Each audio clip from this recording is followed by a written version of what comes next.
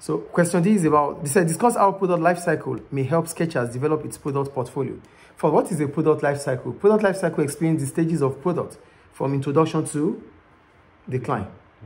That's what product lifecycle is. Then according to the case study here, I wrote, according to the case study, Skechers has over 3,000 different style of, that's 3,000 portfolio of shoes. That's I wrote. Skechers has 3,000 style of shoes in their portfolio. That's the second point there. Then for product lifecycle itself, product lifecycle can allow Skechers to make decisions on which product has reached saturation, to be able to know if to use extension strategy. That's one of the advantages of using product lifecycle. It allows you to know the product life stage or the product stage, and you'll be able to take decisions regarding it. Oh, the product is in decline.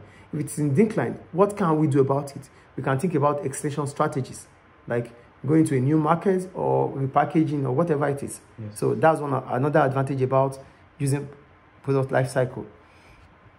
Yes. Also, I wrote product lifecycle doesn't take it. Then the problem I wrote about here is that product lifecycle doesn't take into consideration the actions of competitors. So you wouldn't know.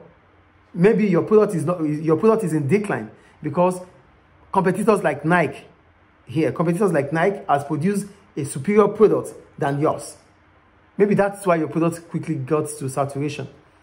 Do you get it? Yes, you are following up with it's a visual representation of the stage of which each stage of your product is a visual representation of each stage of your product.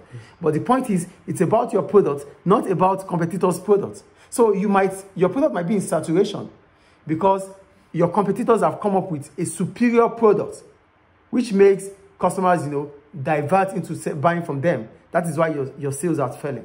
You wouldn't know. A product life cycle will not explain that. Is it clear? Yes. Right. So having said that, it is important for Skechers to take into account competitors, the economy, and trends before finalizing decision on the product range. So the point is this: when you are deciding on what kind of product range you want to do, you have to, not only your product life cycle you have to put into consideration, you have to think about the economic situation, which is beyond your control. You have to think about changes in trend, social changes, fashions, trend, taste of customers. You have to put that into consideration.